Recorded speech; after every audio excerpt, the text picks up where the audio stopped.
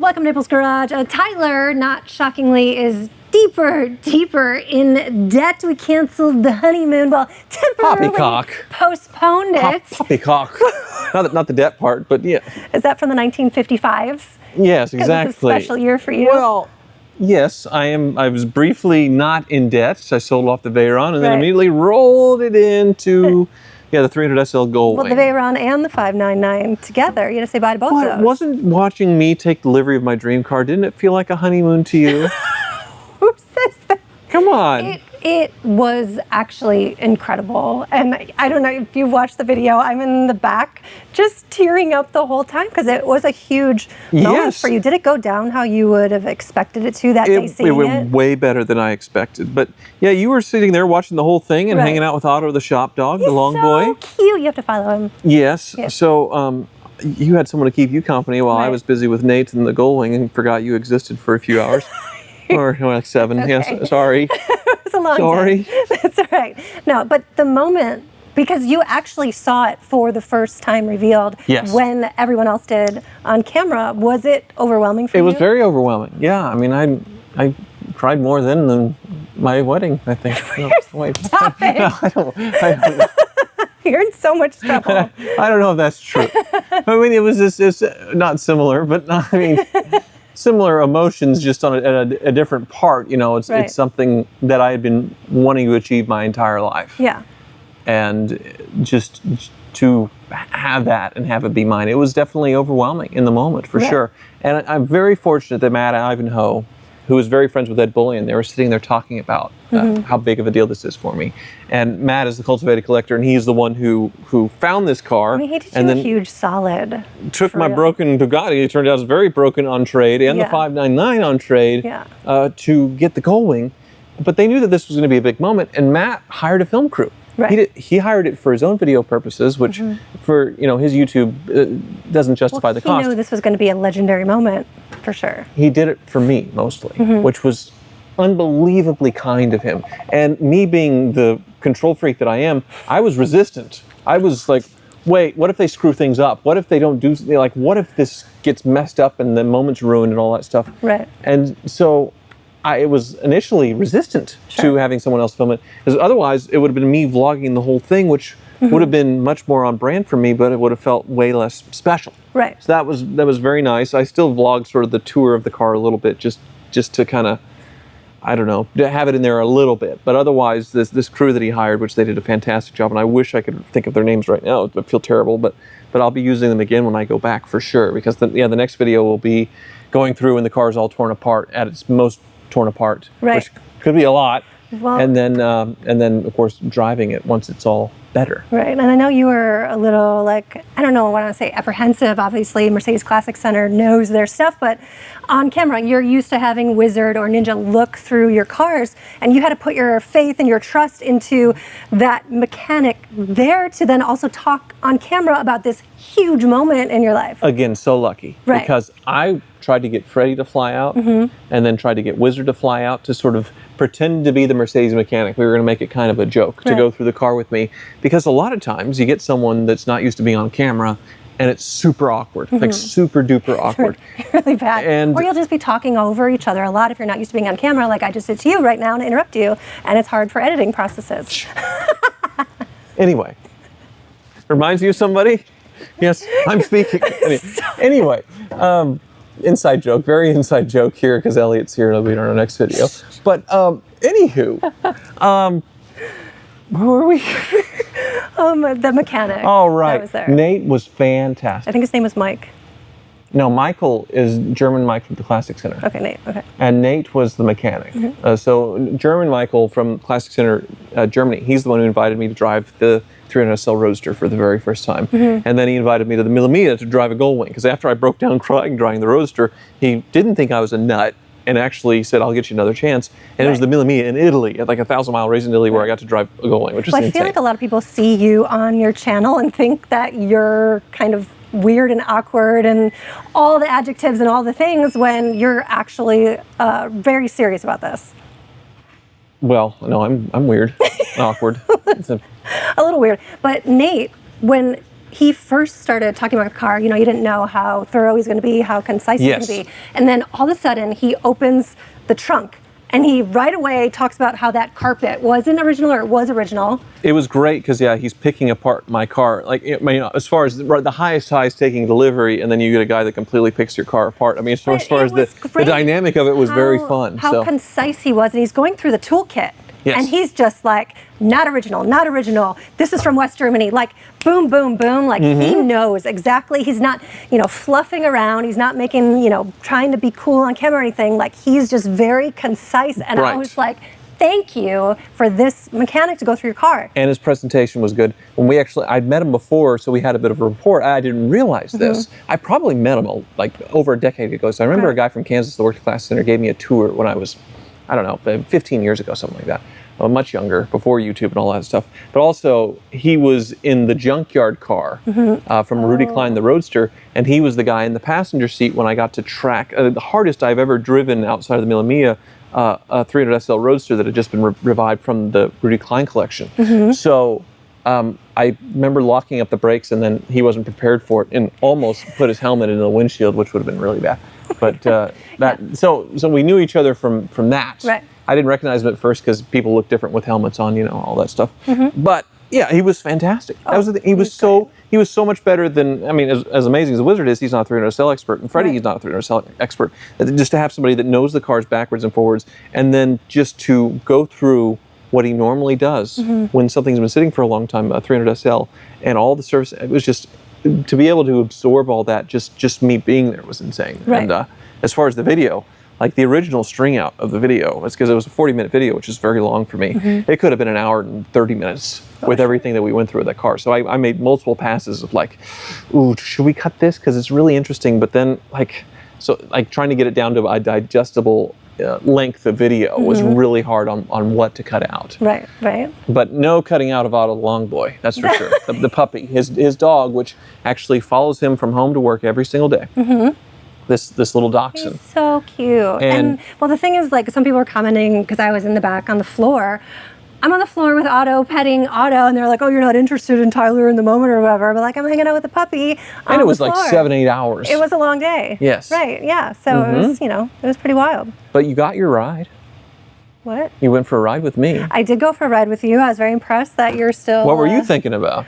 I was tearing up because it's just an unbelievable moment for you, and it's even hard to even just talk to you about it right now because I know how special it was. It's almost your legacy, I would say, and that kind of sounds dramatic, but I would say your legacy moment on YouTube. It's better than a honeymoon, right? Career. It's not better than a honeymoon, though. There's no chance. Here, I got to ask you though, because I feel like your love for Mercedes started from your grandmother. Yes. And your grandmother's car, obviously, that you still have here. Yes. And you've had it displayed front and center for a really long time. Yes, I just brought it down because the Gullwing kind of inspired me. Like, hey, this thing it has 17-year-old tires that I put on like a long time ago. And I kind of want to go back. Like, I did all the period AMG stuff on it, and now I kind of want to go back to where it mostly looked like when my grandmother was driving it. Like the old bundt cake kind of mold looking wheels, the proper front lip rather than the AMG stuff. Because, my hot boy phase in that car, because it was my only car, so I was trying to make it as cool as I possibly could, and only cool car, I should say. Right. And so now I'm older and like, man, I wish it just looked stock again. Right. And so that's probably what's going to happen to that car. Those AMG Pentas that are on it are real and vintage, worth thousands of dollars now. Sure. I found them in a junkyard just by some miracle. Yeah. So yeah, I mean, my grandmother getting that car, which was kind of funny because it was supposed to be a Chrysler LeBaron. Right, I know that So it's supposed story. to be a K car, Right. and then it was going to be her first ever new car. And my dad, who was in his early 20s at the time, said, no So way. what's the Gullwing equivalent to a Chrysler? Would you reach? I mean, a Hemi Superbird, I suppose, Okay, right? there Yeah, you go. yeah. What do you think your grandma would say about this moment when you got the Gullwing? She's been gone for 5 years now. I mean, I used to always bring cars to her that I bought. The last cool car that I brought to her was the Gallardo, my blue gated Gallardo. And I knew she loved the color blue because that's how she ordered the 500 SL, which was white with a blue interior. And took a almost 90-year-old to lunch in this car, Right. which I had to have somebody follow me because she needed a walker and all that stuff. So that didn't fit anywhere. So, and I remember that being a big deal to her, and she was telling all of her friends about it. She was my biggest cheerleader, for sure. So like whenever something that I achieved, like she was telling everybody about it, so all of her friends knew about it. So it's like, I'd run into Donna Dillsaver, and Donna, I heard you did this, and it's just like, so she was the internet basically for all of her friends as far as just disseminating all that stuff. Right. So she would have been happy, I suppose. Yeah. Or I think the question that she asked me every time that I picked her up, so how many cars do you have now? Yes. And I would say, about 10. Oh my gosh. And that was the usual opening, sentences. A lot of people ask you that question, and you're like, once you start counting, you know you have a problem, or what is your kind of response? Right, yeah, it's like a drug dealer, right. I don't count, and then you start admitting there's a problem. Right. If you're an addict, I don't. So this Gullwing originally was gray, kind of a dark gray with red interior. Yes. What are your plans with it? Because the paint it has right now is pretty nice, and the interior almost looks like it's been a recent restoration. I'm going to drive the crap out of it and not care. Yeah. It already has a few little dings and things, so let's just drive the crap out of it. If it gets a scratch, if it gets a big rock chip, if a rock hits the nose, I won't care. Yeah. Not a care in the world with it. And at some point when I have done all the things that I've always wanted to do with my Gullwing, it'll take years, then maybe repaint it. How much do you think a good proper repaint for that car would be? I don't know. It just depends on how crazy I want to go. Yeah. If I want to take the body off of it, which it could be $1 million at the Classic Center, but no, I'll repaint it probably at some point. And then, after one too many Taco Bell drive-through trips in that car, I can change the interior back to red, I suppose, But it's very nice right now. It's very nice. It's gorgeous right now, and a lot of people like it. There's a lot of amazing comments, but there's also a lot of interesting kind of not so nice comments. So overwhelmingly nice comments. Right. And I even got the highest compliment. Jay Leno called me, which we're not like chums where we're calling each other all the time. So the fact that he called me and said, hey, I watched the video, it was 40 minutes, but I watched the whole thing and really liked it and really like your car and wanted to give me advice because he has one and all that stuff. Well, though, I love the part where he kind of proposed it, like you may not have known that he had a Gullwing himself. He said, I have one. And I told him, well, Jay, I know that. I've seen every single Gullwing video on the internet, in the history of the internet and YouTube and everywhere else. So I knew his car well, and he has this wonderful patina beater thing that he found in a shipping container. But the engine was across. The engine wasn't in it. They found the engine across the country and put all the car back together. And then, there's another video of him where he has the old Transporter replica, which these had these crazy-looking transport vehicles that they would take these cars around to in races. And he tried to load it up on his for the very first time and got it caught on the rocker panel and put this enormous. It's already a beat-up car, so it was. You could laugh it off, but just the noise of that just scraping. Jeez, it's terrible. So on the rocker panel there. So what's up with the comments? Well, so I thought it'd be funny just to read two comments. Overwhelmingly nice comments, but there's two that stuck out that I thought I'd want to share with you all because the mean comments are always amusing. And the first one is, "This is stupid. He's acting like he's never seen a Gullwing before, no matter if it's his or not. As a subscriber, I feel stupid that he's able to buy this just because of being a YouTuber. So round of applause to all the assholes that watch this show. We get nothing in return for making this kid wealthy."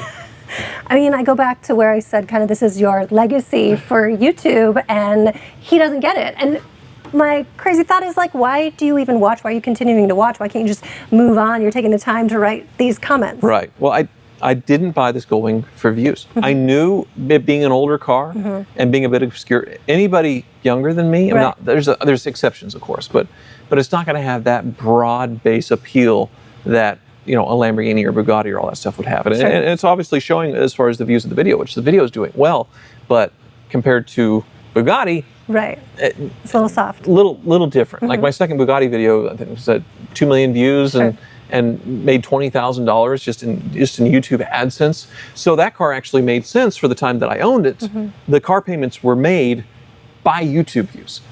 This car is not. This car, it was for me, and it's part of me just sort of giving up on chasing like YouTube clout and views by buying incredibly expensive cars for YouTube views. This was like, okay, while I can, which I don't know how many more years I'll be doing this. Hopefully it's forever. But as far as at the level I'm at, as far as you all watching and my income level, I'm being able to buy it now. Will I be able to do it in 5 years? Will the prices of the cars go up in 5 years and then I'll be out of reach again? Because at this moment, I could pull it off. Right. Like by the skin of my fingernails, like I can just barely By reach not going on a honeymoon with so, your by not, yeah, wife. exactly. By not taking your supermodel on a honeymoon. Exactly. So there's one other comment, and this one's interesting. Yes. His name is SRS Power. Okay. And he Is said, that Elliot? no, it's not. But he said, if it's been repainted and had a new interior in it anyway, it has no collector value particularly at all. Okay. So why not put some really nice wide rims on it? It would look so much better. What are you talking about? Gonna put spinners on it too? Like what's Exactly. happening? It's like, it's been repainted, it's got a new interior, it's not worth anything. Yeah, put some Kragers on it. Put some Chip Foose 22s, yeah, exactly. Right. Or those new Hot Wheel wheels. I'll take that under advisement. Like my high school photo, like my senior photo, I have my 500 SL there, and I had some wildly inappropriate AMG wheels. They were brand new AMG wheels at the time. That was one of my dad's friends that took them off his car, and then he just gave them to me. And I put them on, and the car looks ridiculous. Right. It looks stupid. Yeah. But I thought it was cool at the time, and then posing on it with my senior photo, so. Now, does this one have the original wheels that it came with? It has the original wheels. It's not a knockoff wheel car, okay. but the tires are the wrong size. So the tires look kind of big and balloony, especially when you compare it to others. Right, yeah. But So there's it had already no collector value. There's already some money that we need to spend on it. Belly pan, some fuel. You had a comment, problems. right? What? Okay. You want me to pull out my mean comment? You had one golden. There's two mean comments. One guy said, I can't keep quiet anymore. Someone has to say it. April's shoe game is trash. Why does she always wear the ugliest shoes? You it's wore really comfortable a sin. shoes that looked fine. Well, They wanted you to be in stilettos, to keep the fantasy up. His name is SALANTHONY. Please send me the shoes you'd like me to wear to the farm. That would be fantastic. One other comment was, here we go. He is such a dork, D-O-R-K, which okay, we know, got it. Not a newsflash, I'm just kidding, I love you. And her skinny white skin doesn't look healthy, both whacked. So, I guess I have some restoration to do myself here with shoes and my skin color. Your skin being tone. too white. So You're too white. a lot of people have a lot of mean comments, but they're not going to cut us down. It's still the happiest day of my life. Yeah. Really? I heard that. Thanks so much for watching. Tyler might It's not not true. be here tomorrow. It's a joke. It's a joke. It's a joke. It's a joke.